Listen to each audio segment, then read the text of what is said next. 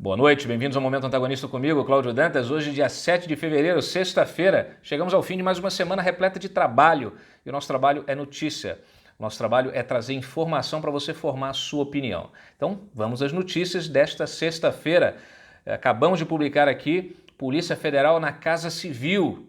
Não, calma, não é aquela das 6 da manhã que bate na porta da Casa Civil, não.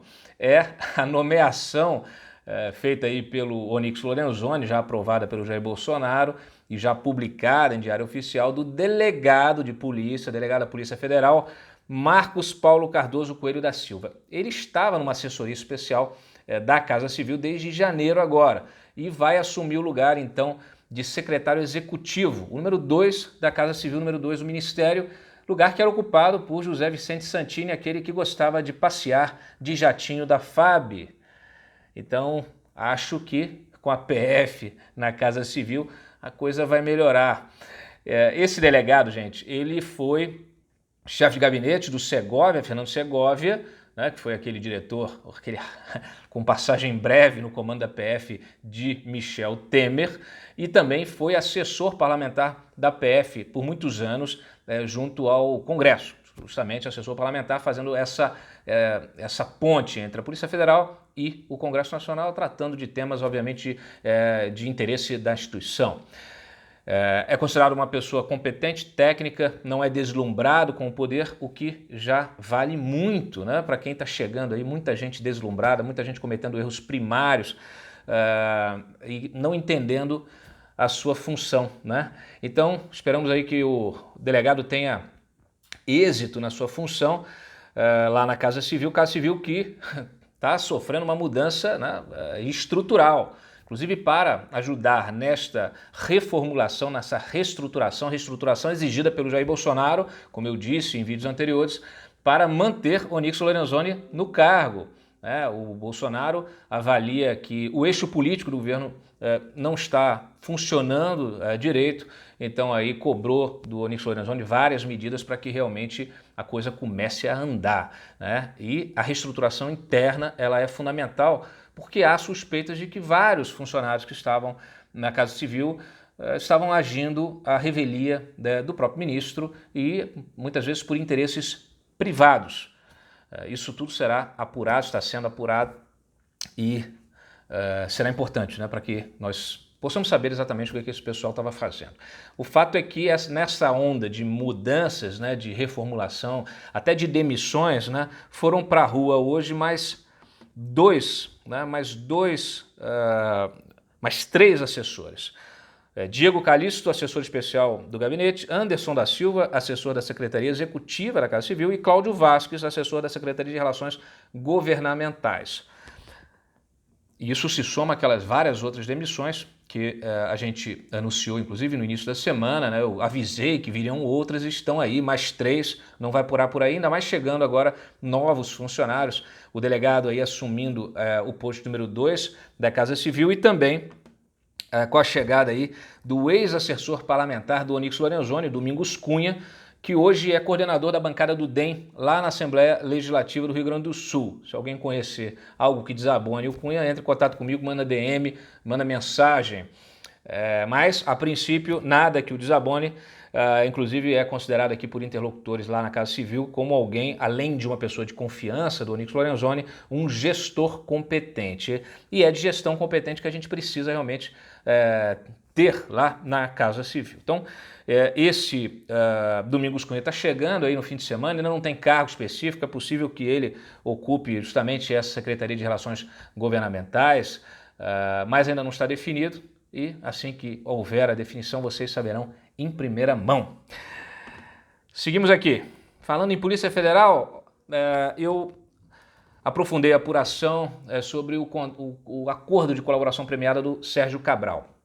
Mencionei aqui ontem, a gente deu em primeira mão a homologação dele pelo Edson Fachin e, claro, surgiram muitas dúvidas porque ainda não há nenhum tipo de, nesta negociação, nenhum tipo de oferta de mais recursos de contas bancárias que o Cabral tenha entregue aí. Como eu disse, já foram confiscados dele 380 milhões de reais, mas eu sei que o esquema do Cabral movimentou mais de 1 bi. Então, claro que a expectativa é que a PF tenha acesso a contas bancárias que ainda não são conhecidas, até em nome de laranjas, e tenha acesso então a mais recursos que foram desviados por este esquema, esse mega esquema de corrupção liderado pelo Cabral, que quebrou o Rio de Janeiro para gerações, né? Bom, o Cabral então, o que eu apurei, né, em relação a essa delação da PF? Bom, é uma delação à la Palocci, não é uma delação à la Joesley, tá certo? Então não tem indulto, não tem nada disso, ele não vai para casa amanhã, ele está condenado a mais de 280 anos de cadeia, já está condenado, esta delação provavelmente vai reduzir, pode reduzir alguma pena dele futura em novas condenações. Isso tudo precisa ainda ser avaliado. A Polícia Federal não negocia benefício, então não há nada de benefício em cima da mesa negociado com o Cabral neste momento. O que o Cabral fez? Colocou na mesa ali tudo que ele quer entregar, inclusive parte do judiciário, parte banda podre aí do judiciário do Rio de Janeiro, tem até ministro do STJ, e isso tudo será apurado. O Fachin homologando e a PGR concordando, que a gente já sabe que ela não vai concordar, que isso pode afetar até a homologação, o resto, né, o que acontecerá daqui para diante, após a homologação, mas se tudo der certo, a Polícia Federal vai investigar, vai aprofundar a investigação e então depois vai elaborar um relatório sobre a eficiência desta colaboração. E aí sim, com base neste relatório, o Fachin vai decidir sobre que tipo de benefício o Cabral pode ter. Então, é uma colaboração absolutamente diferente daquela que se viu no passado, que foi testada durante a Lava Jato pelo Ministério Público e em alguns casos específicos foi desvirtuada, especialmente pela PGR aqui. Curitiba utilizou o Instituto da Delação Premiada de uma forma muito mais responsável do que o Rodrigo Janot. Basta ver o que aconteceu com as delações do Sérgio Machado e as próprias delações aí do Joesley e do Wesley Batista, da turma dos executivos da JBS. O fato é que tudo precisa evoluir, precisa ser aperfeiçoado. Então, a experiência passada deve servir para aperfeiçoar esse instrumento tão importante para a persecução penal. Seguindo, demos em primeira mão também, é difícil para a concorrência, viu? O pessoal ataca a gente, faz de tudo para tentar tirar a credibilidade do antagonista, mas assim, não adianta. Opinião todo mundo tem, informação não é tão fácil. E a gente colocou aqui em primeira mão também um vídeo com os bastidores do embarque dos brasileiros lá de Wuhan. Essa é a nossa obrigação. Nossa obrigação é trazer informação de qualidade para vocês em primeira mão. Por isso que vocês assinam o A Mais, por isso que vocês assinam a Cruzoé, por isso que vocês financiam o nosso jornalismo independente. Né? Não acreditem em fake news que circulam na internet. Quem financia o antagonista é o seu leitor. Bom, vamos lá. Embarque dos brasileiros em Wuhan, então disponibilizamos para vocês imagens exclusivas, inclusive dos nossos diplomatas, 3 diplomatas que merecem nossos cumprimentos, os João Batista Magalhães, Igor Germano e Flávio Pazeto, que estavam na Embaixada Brasileira em Pequim, foram deslocados para acompanhar, fazer a triagem dos brasileiros lá. No final das contas, embarcaram 34 brasileiros, mais 4 poloneses. E esses brasileiros e os diplomatas também virão aqui para Anápolis, para a base aérea, e ficarão então em quarentena. Todos eles terão de passar pela quarentena. Então, parabéns aí pela iniciativa, o resgate até agora tudo correu bem, esperamos que a missão seja cumprida com sucesso. Olha, ainda sobre ontem, né, a história do Glenn Greenwald, do Ricardo Leite, que corroborou a impressão do Ministério Público Federal de que realmente o Glenn cometeu crime. E só não está sendo investigado por causa daquela liminar esdrúxula do Gilmar Mendes. Quem quiser mais detalhes sobre isso, assiste meu vídeo de ontem que eu detalho o porquê, né? Porque essa liminar ela é realmente uma bizarrice. E hoje a gente apurou que o Augusto Aras está sinalizando que não vê nada de irregular na atuação do Glenn. Então, olha, é bom o PGR ler a decisão do Ricardo Leite, porque ela corrobora a visão do próprio Ministério Público. Então, assim, não é possível, né, que se emita qualquer tipo de parecer sem antes um estudo prévio, profundo e amplo, sem cair nesta narrativa de que o Glenn está defendendo a liberdade de imprensa ou que o Ministério Público está atacando a liberdade de imprensa. Isso aí não é imprensa, isso não é jornalismo, isso é ativismo político feito para defender bandido criminoso, para soltar Lula e para anular a Lava Jato. Isso aí não é jornalismo. Não é. Está longe de ser jornalismo. Vamos adiante. Informação muito importante, né? Ontem a gente estava avisando aqui da atuação do Davi Alcolumbre a tentar se reeleger. Até comentei no Boletim a Mais do início da tarde, um documento exclusivo que foi publicado aqui pelo Diego Amorim, nosso repórter Diego Amorim, e ele mostra justamente o documento que o Davi Alcolumbre quer usar, está debaixo do braço dele, é o documento que ele quer usar para tentar se reeleger, tentar uma reeleição, o que é inconstitucional. O que é esse documento? É um parecer da CCJ de 1998, que levanta a possibilidade de reinterpretação do texto constitucional e da norma interna. Documento de 9 páginas, desengavetado dos anais do Senado, elaborado pelo então senador Lúcio Alcântara, a pedido da mesa diretora, à época comandada por Antônio Carlos Magalhães. Vejam só, sempre presente. A partir de uma consulta de Eduardo Suplicy, só gente boa. O parecer, que recebeu o número de 555 daquele ano, traça um histórico sobre a legislação que envolve as eleições para presidentes da Câmara e do Senado. Então ele faz é extenso esse documento, eu não vou ler esse documento para vocês, mas está disponível no nosso site, no meu Twitter também, Cláudio E. Dantas, e no site no antagonista.com. Vocês podem conferir a íntegra desse documento, mas o fato é que é um malabarismo intelectual, legal, constitucional, tudo isso para viabilizar a permanência do Alcolumbre no poder. E aí é a discussão de fundo que a gente sempre tem que ter na fiscalização dos agentes públicos. Tem gente que se agarra ao poder de uma forma, absurda, sem escrúpulos. A gente viu isso acontecer, a gente vê isso acontecer e é preciso mudar essa cultura. Então, se ele não entende por bem, tem que entender de outro jeito. Qual é o outro jeito? Pressão em cima para que ele não consiga obter a reeleição. É simples.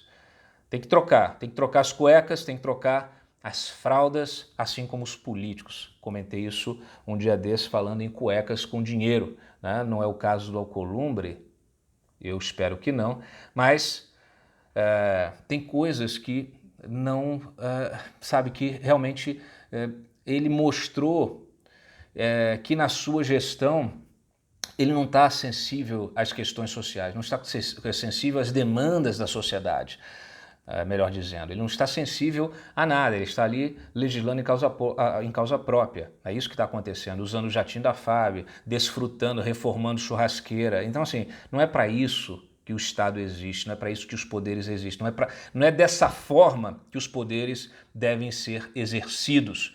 Nós precisamos elevar a estatura dos nossos políticos, e não estou falando do tamanho da pessoa, não, é a estatura moral mesmo, tá? Aliás, Davi Alcolumbre, você tem medo de falar com o antagonista, né? É incrível, foge da gente como o diabo da cruz. Por que será? Né? Por que será? Não quer dar uma entrevista, não quer dar uma declaração, não quer explicar a sua gestão? Quem não deve, não teme, ok? Vamos adiante.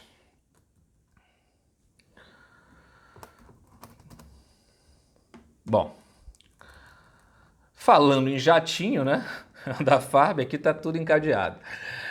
A gente questionou a FAB sobre como é feita a solicitação de uma aeronave, que critérios são avaliados para dar sequência ao pedido, se a Força Aérea sabe quem são os passageiros das aeronaves, e se a finalidade da viagem é sempre informada e se o papel da FAB se resume a organizar a parte operacional sem qualquer juízo de valor. Bom, a Força Aérea respondeu que os dados divulgados no site da FAB incluem a autoridade que solicitou o voo, o trajeto, a data e o horário da decolagem do pouso, o motivo da solicitação, além da previsão do número de passageiros.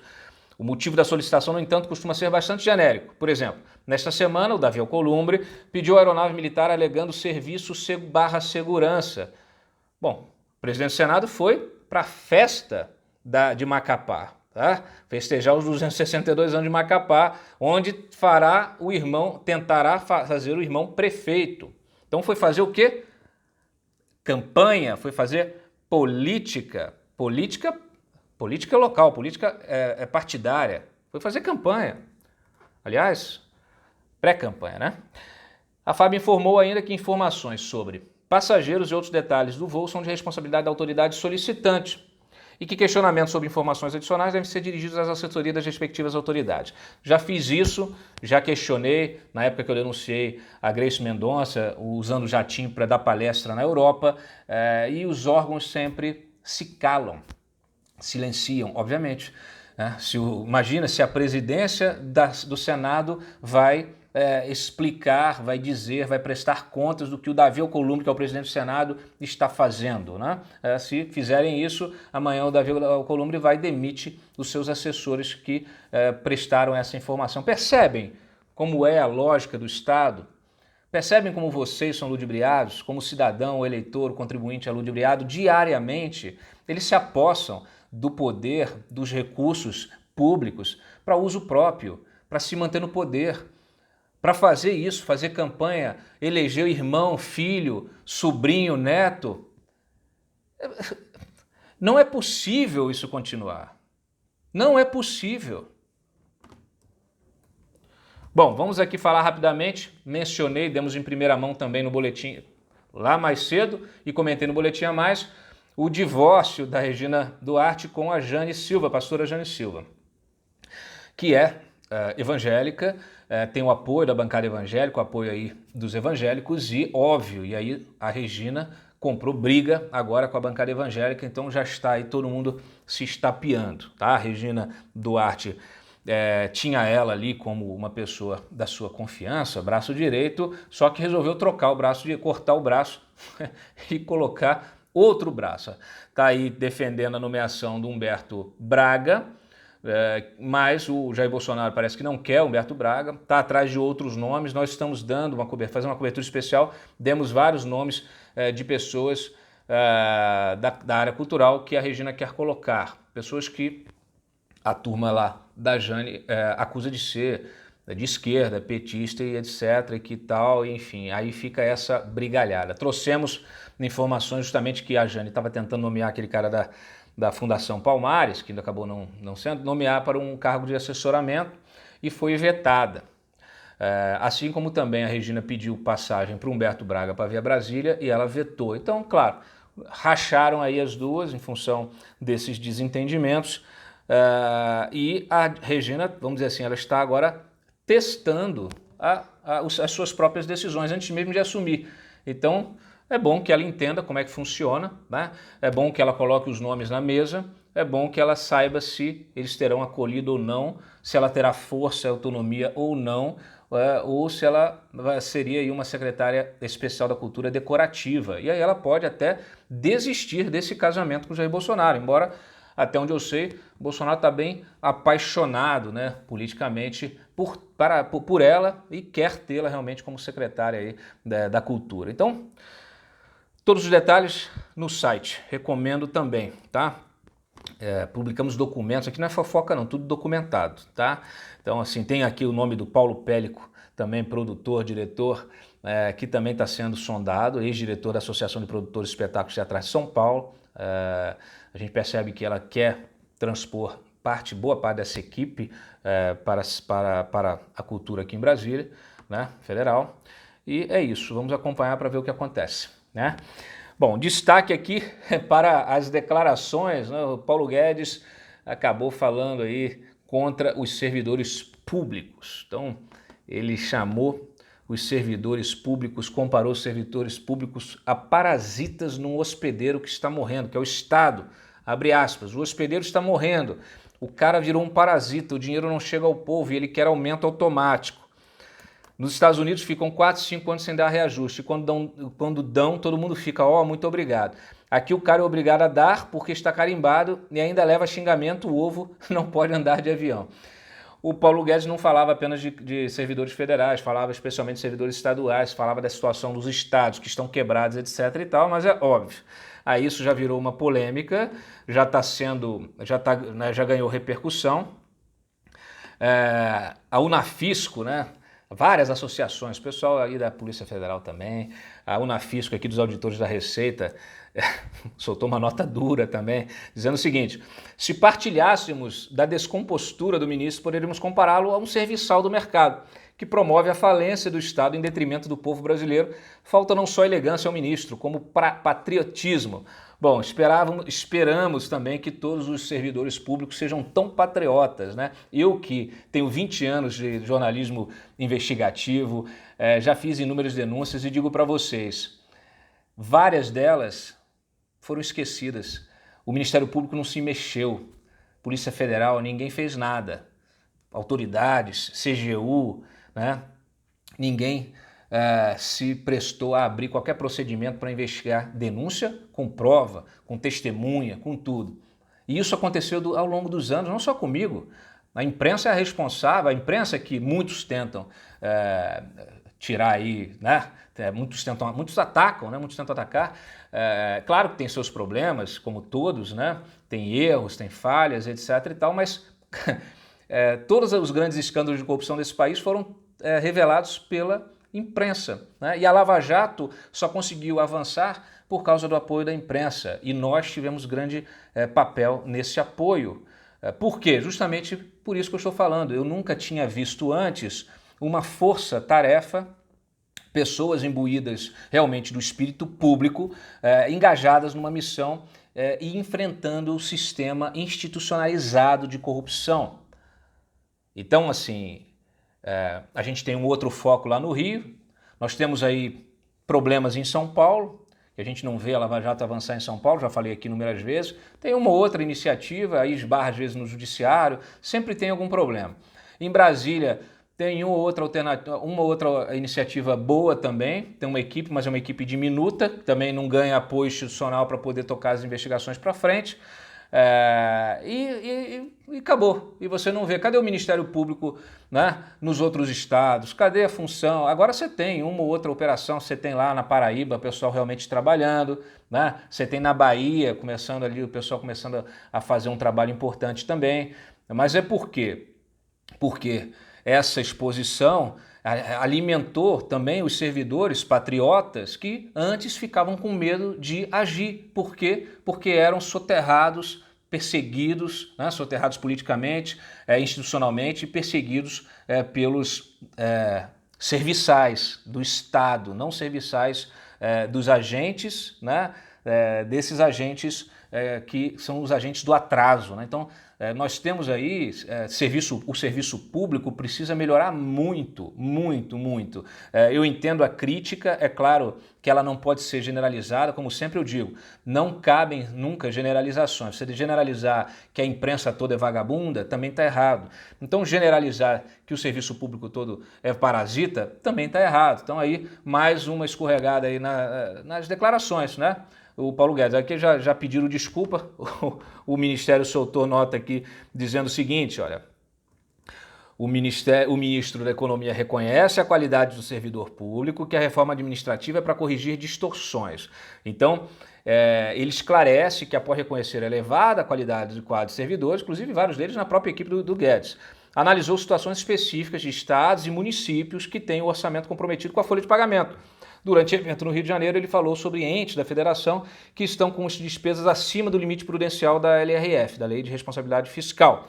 Nesta situação, não sobram recursos para gastos essenciais em áreas fundamentais como saúde, educação e saneamento. O ministro argumentou que o país não pode mais continuar com políticas antigas de reajustes sistemáticos. Isso faz com que os recursos dos pagadores de impostos sejam usados para manter a máquina pública em vez de servir a população, e o principal motivo da existência do serviço público é servir a população. O ministro defendeu uma reforma administrativa que corrija distorções sem tirar direitos constitucionais, obviamente, dos atuais servidores, como já disse o Bolsonaro um dia desse. O ministro lamenta profundamente que sua fala tenha sido retirada do contexto pela imprensa, desviando o foco do que é realmente importante no momento, transformar o Estado brasileiro para prestar melhores serviços ao cidadão. Então, assim, todo mundo sabe o problema, o diagnóstico está aí para todos verem, tem muita gente boa, muita gente ruim, é muito simples. Cria-se novas regras, você beneficia, privilegia o mérito, né, daqueles que realmente, servidores que realmente estão engajados em melhorar, em evoluir, em fazer evoluir o Estado, em detrimento dos demais, e você vai limpando a máquina, né? Eu vejo aí muitos governadores reclamando da história dos impostos, né? Que essa coisa da gasolina, né? Dos combustíveis, etc. e tal, mas você não vê o governador tomando nenhuma iniciativa para enxugar a máquina do Estado, né? Ou enxuga ali, faz ali realmente uma maquiagem superficial e não ataca efetivamente o problema. Então, isso acontece, normalmente vários desses servidores estão sequestrados por sindicatos capitaneados pela esquerda, né, petistas, pissolistas, cutistas e afins, e ficam até realmente com as mãos atadas. Querem fazer o bem, querem prestar um serviço bom, querem dar valor ao seu, né, quer que o seu trabalho seja valorizado e não tem a oportunidade, né? Então, é sempre muito complexo. Todos esses temas são muito complexos. Então, é sempre sensível você fazer esse tipo de generalização, tá? Vamos em frente. Tenho vários amigos servidores que são competentes e dedicados, né? Inclusive várias fontes que ajudam justamente a limpar o sistema. Então, realmente, não cabem generalizações. E falando em serviço público, em limpar e etc e tal, o Tribunal de Contas aprovou uma auditoria para apurar riscos para a Eletrobras diante de gestão ineficiente e ingerência política na empresa. Só agora, TCU? Porra, é o que eu digo.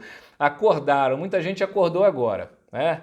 Estava dormindo e acordou. Eu acho ótimo, mas acho bom que se faça uma coisa também resgatando aí aquilo que foi feito no passado, não só agora. Por quê? Porque essas estatais, nossa, nós tivemos aí 6 anos de Petrolão, né? E a Eletrobras foi simplesmente esquecida nesse processo.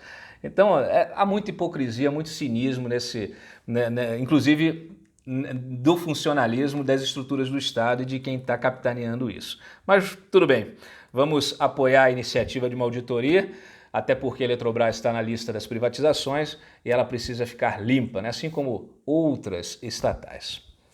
Aliás, vamos preparar um vídeo sobre SEDAI lá no Rio de Janeiro, está merecendo. E é isso, gente. Olha, o Ronaldo Caiado, aceitou o desafio proposto por Jair Bolsonaro de reduzir a alíquota de ICMS dos combustíveis. E também eu encerro aqui com uma singela notícia de que, vocês lembram, né, que Marcelo Bretas determinou o fim da prisão domiciliar do Jacob Barata. Por quê? Hoje eu peguei os documentos aqui que mostram o seguinte: a defesa do Barata disse que ele, por recomendação médica, precisava fazer caminhadas ao ar livre pelo menos 30 minutos por dia, para resguardar seu estado de saúde mental e cardiovascular. O Ministério Público, então, solicitou, já viu que vai ter que abrir mesmo, né? Então falou assim, então suspende a domiciliar, porque pelo menos não vai contar como cumprimento de pena, né? Embora se saiba que agora, sem a prisão em segunda instância, a chance do Barata voltar para a cadeia é praticamente nula. Enfim, se exercitem no fim de semana, saiam ao ar livre, de preferência ao ar livre, descansem. A gente se vê na segunda-feira, desfrutem. A gente se vê na segunda-feira em mais um Boletim a Mais, no Momento Antagonista e na nossa cobertura em tempo real, nossa frenética cobertura do antagonista.com, no aplicativo a Mais, com nossos podcasts, nossos vídeos especiais e também na cruzoe.com.br, que já está com edição nova aí neste fim de semana, com matérias, artigos saborosos. Um abraço, tchau.